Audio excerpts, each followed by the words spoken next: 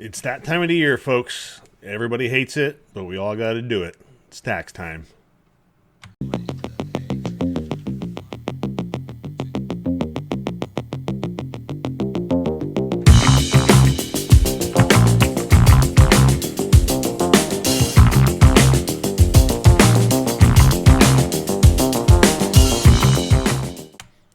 Rusty's Crypto Cave here, and you can see I had the IRS's website pulled up.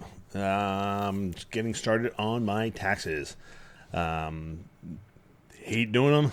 They're a pain in the ass. Nobody likes to do them. Nobody likes to pay taxes, but it's a part of life. The only two guarantees in life are death and taxes. That's how the saying goes, something like that. But anyway, the last couple of years, what I've been using to do my taxes has been Coinly. Sorry about the brightness. I'll switch off this shortly, but it's been very easy. Oh, nice. What is that? There we go. And but anyway, it's been very easy, and it's available in 20 different countries, and so a lot of people could do it. U.S., Canada, and all whatever these tax revenues and situations are. Not sure, but let's flip over to my Coinly dashboard. I'm going to be blurring some stuff out here just because you don't need to see exactly how much I have in crypto and all that fun stuff, but basically in here, this is going to show what your portfolio value is, and it's going to track it over time. And then down here is going to be all my holdings. So I'm not going to scroll down on this page just because it's going to go through all my positions. And that's for me to know, basically. So anyway, the way it works out pretty easy. A lot of blockchains will sync just from addresses, unless they're like privacy blockchains like Monero or something like that. But like Bitcoin, Ethereum, you can just enter your wallet address in, and it's going to pull all the transaction data. So if you go over to wallets, these are all a bunch of different things I have already hooked up and synced. Well, I didn't sync recently, but they've been synced a while ago from when I did my taxes previously. But Binance, Toncoin. Remember when Toncoin was a dual mining thing a year or two ago, whatever the hell it was? It looks like 2 years ago, I guess.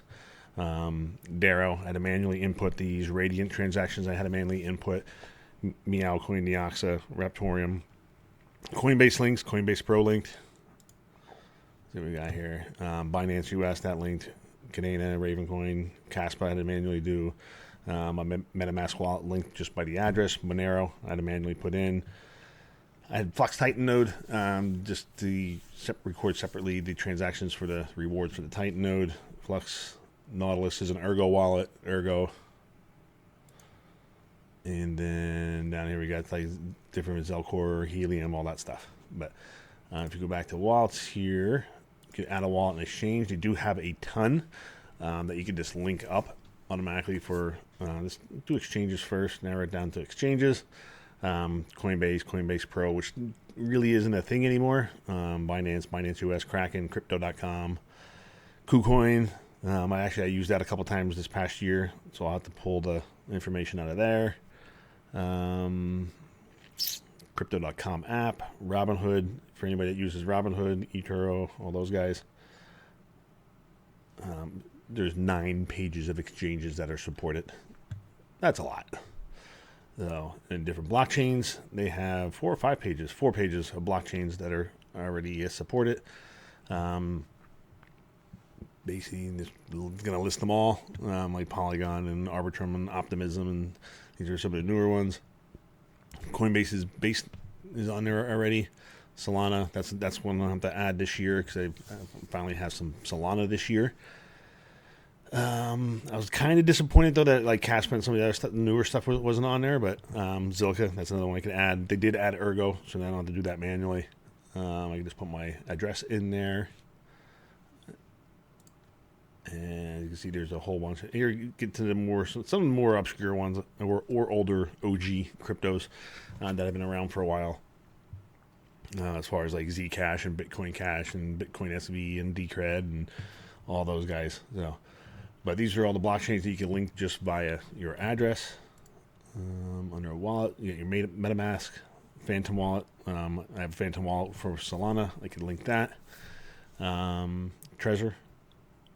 Not sure. I have a Trezor. I never linked my Trezor up to it. I just basically use my Trezor, Bitcoin, and Ethereum addresses and use that to sync up what I have. And Ethereum Classic. My Ethereum Classic is on Trezor as well. But there are a bunch on here that you could do. and just sync up. And or you can just go to transactions and manually input all your transactions. There is a way to upload them, hence the reason. Ooh, that is bright. Turn on that little owl guy. Alrighty. So I haven't. You can see the last time I had this spreadsheet pulled up on the computer was when I recorded that Caspa video. So, but let's go to. I'm just gonna pull up January 24, for example. I had made the spreadsheet on Excel at first, excuse me, on my laptop, just to log and track transactions. And as far as payments, some of the blockchains I could use, some of them won't. I'll be able to sort them by the column here as far as currency. If I want to sort them by this column, I could sort them by that, and then or I could sort them by date. Right now, they're pretty much in date order as I entered them, but not completely. Basically, what I would do, excuse me. What I'm going to be doing is I'll start out with the basics, like my Bitcoin and Ethereum and all those stuff that I could sync via just the blockchain address. And then everything else that I would have to manually input, I have these spreadsheets set up that I could just use them. I'll have to delete a couple columns, like the current value and current. This one I could delete. I don't think the net worth amount's even needed. I think it's basically like the price. I think the date, the amount, I think these 4 columns are the ones that need it, and then USD and label are the minimum required to do a CSV file to import it into Coinly. So then I can just copy and paste them into a CSV for each coin, and away we go.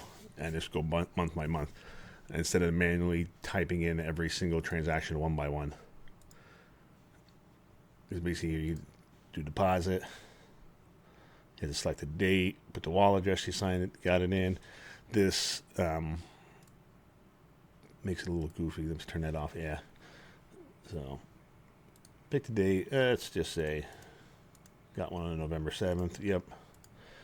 To my Ergo wallet. ERG. Yep.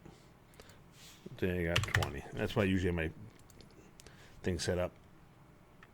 You can add a bunch of different things, tags, transaction hash, and save it, and manually input them that way, which will be a royal pain in the ass to do that. But it is much easier to just upload a CSV file. And I'm trying to remember how to exactly do that, but it's in here somewhere. I do know that. But that's the way I'm going to be doing it. Doing it is just manually uploading the CSV files for the coins that I can't automatically incorporate, which someone like Carlson, your Pyron, you're going to have to manually input all those transactions, which is going to be a pain, but that's the reason I did the spreadsheet, just to keep track of everything, because it's a little easier to do a few logs a day instead of doing them all at once at the end of the year. Trust me, I've done that, made that mistake. And it took me weeks to do my taxes just to log all the single transactions. It was such a pain in the ass. So that's why I came up with that spreadsheet to start doing that. Just to make my life a little bit easier come tax time. Because I do all my own taxes. I just do them through TurboTax. I don't pay anybody else to do them. I figure everything out on my own. It's not that hard. It's time consuming. It's still not cheap. You have to pay for TurboTax, and basically homeowner, self-employed kind of thing, because I am running my mining thing as a business. So it's basically, I do have to pay for one of the higher packages of TurboTax, and the same thing with Coinly. They have multiple levels of packages. Let's see if we can go check that out. That in their settings, plans. Yeah, so here's the different plans and stuff that they have. If you don't have a whole lot of transactions, it's cheap. 1,000 transactions, $100. Trader, $179. Miners sometimes will typically have, just because you do have a lot of mining transactions. I try to limit the number of transactions, because in the U.S. at least, the taxable event is when that coin hits your wallet. So that's the taxable event. So that's why I kind of sometimes set my payouts to be a little higher, so I'm not getting paid out too crazy often, unless it was something like Carlson, for example. I wanted those coins to keep. I was getting multiple payouts a day, because I wanted those coins to get into the wallet and sell it immediately, because I wasn't planning on holding it. So I basically had those payouts set at 40 or 50 coins. I think it was 50 coins. Before the hash rate went up, I think it was up to 100, and you get 100 in a couple hours, and boom, write the trade over, sell it, and move on.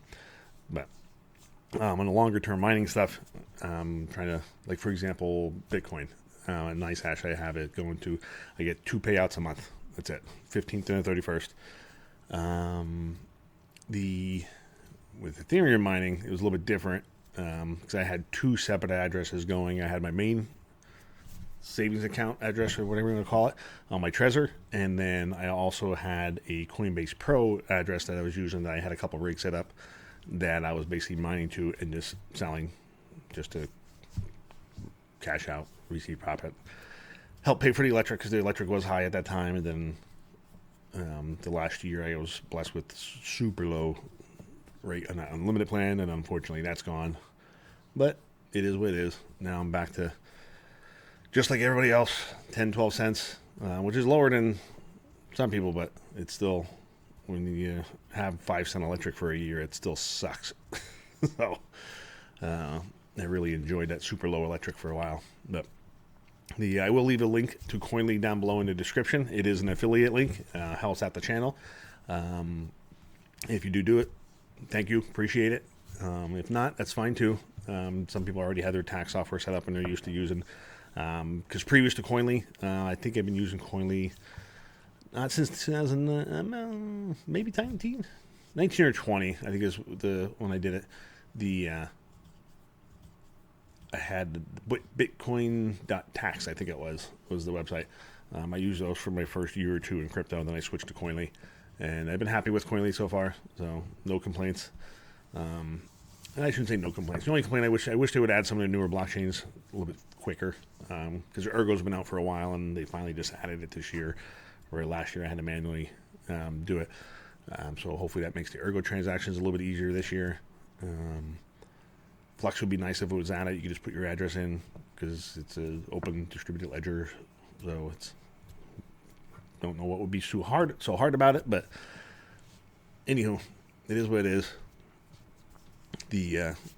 I'm just hoping the spreadsheet that I made makes life a whole lot easier to do my taxes. We'll find out though. And the only other thing I kick myself for not doing is I'm gonna have to go back through my Amazon account, and a lot of the receipts I did keep for stuff that I purchased and I put in the folder. There's a lot of stuff that I didn't do, so I'm gonna have to go back and cross-reference. So I probably didn't do the best job of logging and tracking expenses. Not as good of a job as I did as far as income. Electric, I've been tracking that, and I have the Excel spreadsheets from the Wemo devices and my Emporia device that's on my breaker panel to log all the electric stuff. I have that information, but as far as like the little stuff, like ASIC fans, parts for the shed, things like that, a lot of that stuff I probably didn't do the best job of. But if I miss some, I miss them. It's my own damn fault. Learn to keep better records, which that's going to be a goal for 24, is to keep better expense records. Because I do a pretty good job on the income side as far as mining transactions, but on the opposite side for expenses, not so much. So, but anyway, that's just a brief overview into Coinly. I like it. It's been good for me, so I'm going to keep on using it, and until it doesn't. I'm like one of those guys that kind of, if it ain't broke, don't fix it. So we're going to get working on this. It is January 17th. Basically, I have 3 months really till I have to file, but I waited last year to file until the last minute, and lo and behold, I was actually getting money back. I thought I was going to actually owe a little bit, and I could have ended up getting like $1,000 back. So hopefully this year will be the same. I do have some good expenses with the shed and all the stuff that I bought for the shed to write off. The shed itself will have to depreciate over probably 5 years, but a lot of the other stuff that went into the shed will be written off right away. And I did buy some hardware. Some of the ASICs I'll probably have to depreciate over 5 years or 4 years, whatever that time frame is. But a lot of stuff will be in the U.S. here. We have what's called Section 179. You can basically write off the full amount in a given tax year, or you could spread it out over multiple years. Some of my rigs are Section 179. Some are just depreciated over a certain number of years. Kind of mixed and matched just kind of what the tax situation was that year, and just try to minimize the tax bill. So the tax laws and codes are there, so take advantage of what you can, and most tax software kind of walks you through it and lets you kind of flip back and forth between what you're doing. So you kind of figure out what it is, or if you take your taxes to an accountant, they'll be able to figure that out as well, because they do that stuff every day. So other than that, that's about it for this video. Just everybody's favorite subject at this time of year, taxes. Everybody hates it. I know I do, but it's part of life. It is what it is. So until next video, we'll catch you later.